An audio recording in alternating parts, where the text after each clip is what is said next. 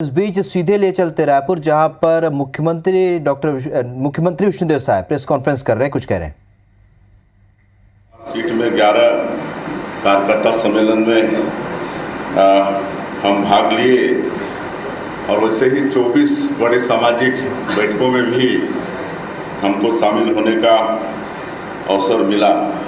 तो इस तरह से कुल 45 दिन में 106 से ज़्यादा बार हमें मुख्यमंत्री के नाते जनता से मुखातिब होने का अवसर मिला। और इस पूरे चुनाव प्रचार में हमारे देश के यशस्वी प्रधानमंत्री श्री नरेंद्र मोदी जी, हमारे भारतीय जनता पार्टी के राष्ट्रीय अध्यक्ष श्री जगत प्रकाश नड्डा जी, माननीय गृह मंत्री श्री अमित शाह जी सहित केंद्र के बहुत सारे राष्ट्रीय नेता, जिनकी सभाएं हमारे छत्तीसगढ़ में हुई और जिससे छत्तीसगढ़ में भारतीय जनता पार्टी के पक्ष में एक अच्छा वातावरण का निर्णय हुआ। हमारे प्रदेश के अध्यक्ष श्री किरण देव जी सहित हमारे प्रदेश के अन्य नेतागण भी भारी मेहनत की। हमारे संगठन महामंत्री, हमारे प्रदेश के प्रभारी, सब लोगों ने मोदी सरकार की 10 साल की उपलब्धि और 3 महीने में जो भारतीय जनता पार्टी की सरकार ने मोदी की गारंटी को पूरा करने का जो प्रयास किया, इन सब बातों को प्रदेश की जनता तक पहुंचाने का काम किया।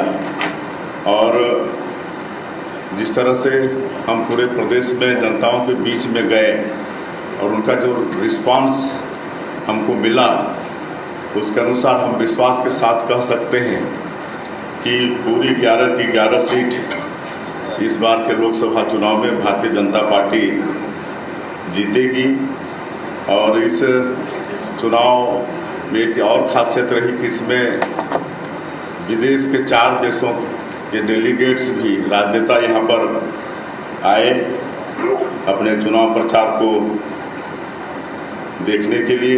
ये भी एक इस चुनाव कैंपेनिंग की खासियत रही।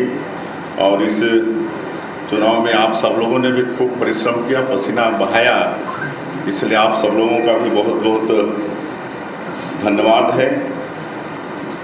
और ये चुनाव प्रचार में हम लोगों ने जनता तक ये पहुंचाया है कि ये जो चुनाव है लोकसभा का बड़ा महत्वपूर्ण है।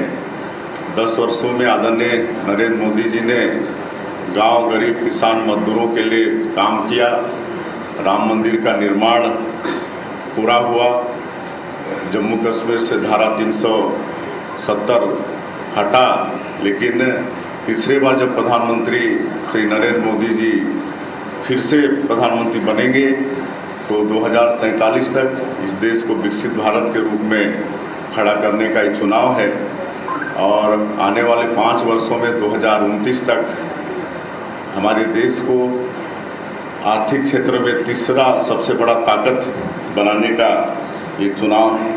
ये सब हम लोगों ने और हमारे नेताओं ने जनता तक पहुंचाने का काम किया है। लेकिन इस चुनाव कैंपेनिंग में एक जो विपक्ष के द्वारा, विपक्ष और इंडी गठबंधन के द्वारा जो नकारात्मकता, दुष्प्रचार और बदजुबानी जो उनके तरफ से थी, ये सारी सीमाएं लांघ दी। और विशेषकर छत्तीसगढ़ में जो तासीर है उसके बिल्कुल विपरीत। और पूरा देश हमारे छत्तीसगढ़ की सभ्यता और संस्कृति को जानता है, लेकिन विपक्ष का ये झूठ, दुष्प्रचार और बदजुबानी, ये कहीं न कहीं छत्तीसगढ़ की तासीर को शर्मिंदा किया है, जो कि छत्तीसगढ़ की जनता को बिल्कुल अस्वीकार्य है। और इसमें मुख्य रूप से जो 3 महीने में हमारी भारतीय जनता पार्टी की सरकार ने मोदी की गारंटी को पूरा करने का प्रयास किया है, उसको पहुंचाने का काम किए हैं। पिछले कांग्रेस की सरकार में 18 लाख गरीब लोग ग्रामीण क्षेत्रों में प्रधानमंत्री आवास से वंचित हो गए। हमारी जब 15 साल की सरकार थी, उस समय बहुत लोगों का मकान प्रारंभ हुआ था, उनको आगे का किस्त भी नहीं मिला। और आज अधूरा का अधूरा उनका मकान रह गया है। तो ये 18 लाख प्रधानमंत्री आवास की स्वीकृति 13 दिसंबर 2023 को हमारी सरकार शपथ ली और 14 दिसंबर को ही पहला कैबिनेट बैठक करके 18 लाख मकान की स्वीकृति दे दिए हैं, जिसका निर्माण अब अतिशीघ्र प्रारंभ होने वाला है। और उसी तरह से 2 साल का बकाया बोनस 12 लाख से ज़्यादा किसानों का जब हम लोग सरकार में थे दे नहीं पाए थे, और जिसका देने का वादा कांग्रेस पार्टी ने भी अपने जन घोषणा पत्र में की थी, लेकिन 5 साल तक उस पर चर्चा भी नहीं हुई। और हम लोगों ने 25 दिसंबर को ही मतलब मुश्किल से सरकार शपथ लेने के 10-12 दिन के अंदर ही 12 लाख से ज़्यादा किसानों का 3716 करोड़ रुपया 2 साल का बकाया बोनस देने का काम किए। 21 क्विंटल प्रति एकड़ धान खरीदने का वादा था, 21 क्विंटल के हिसाब से धान खरीदे। और मुझे बताते हुए गौरव हो रहा है कि इस साल सबसे ज़्यादा धान 145 लाख मीट्रिक टन धान, जो कि अभी का रिकॉर्ड है, वो छत्तीसगढ़ की सरकार ने खरीदी। और जो अंतर की राशि थी उसको एक मुश्त देने का वादा था। और 12 मार्च को 24,72,000 से ज़्यादा किसान इस साल धान बेचे। उनकी अंतर की राशि 13,320 करोड़ रुपया देने का काम इस सरकार ने किया। उसी तरह से जो विवाहित माताएं बहनें हैं उनको महतारी बंधन योजना में साल का 12,000 प्रति महीने 1,000 रुपया देने का वादा था, उसको भी हमारी सरकार ने पूरा किया। और अभी तक 3 महीने का 3 किस्त महतारी बंधन का भेज चुकी है। और हमारी माता बहनों को आश्वस्त किए हैं कि हर महीना पहले सप्ताह में ही उनका पैसा महतारी बंधन का जाने वाला है। रामलला दर्शन योजना भी शुरू कर चुके हैं। 22 जनवरी को भगवान राम भव्य मंदिर में विराजे हैं, उसके तत्काल बाद से हमारी सरकार ने रामलला दर्शन योजना शुरू कर दिया है। और हम समझते हैं कि अभी तक हजारों की संख्या में राम भक्त भगवान राम का दर्शन करके आ गए हैं।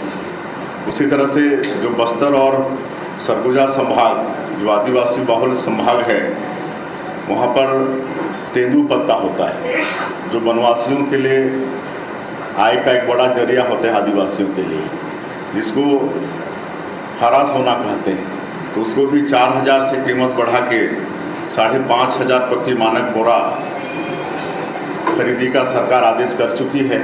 और अभी हमको लगता है कि इसी महीने से खरीदी प्रारंभ हो जाएगा।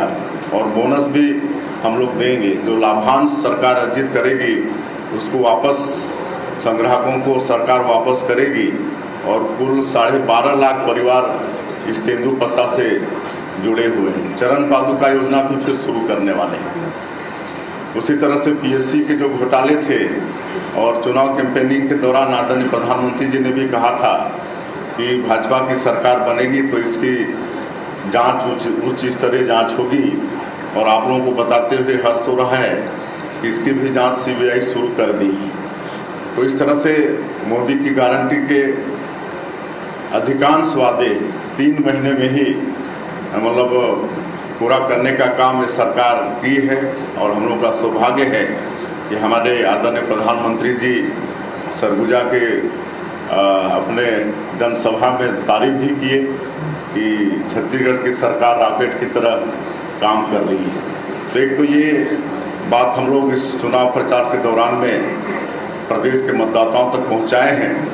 और दूसरी बात, जो लोकसभा चुनाव की दृष्टि से मोदी की गारंटी संकल्प पत्र 2024 है, उसमें भी 2047 तक विकसित भारत के रूप में देश को खड़ा करने के साथ आने वाले 5 वर्षों में आर्थिक क्षेत्र में तीसरा सबसे बड़ा ताकत बनाना है देश को। इसके साथ ही साथ और कई अच्छे काम और होने वाले हैं। जैसे पिछले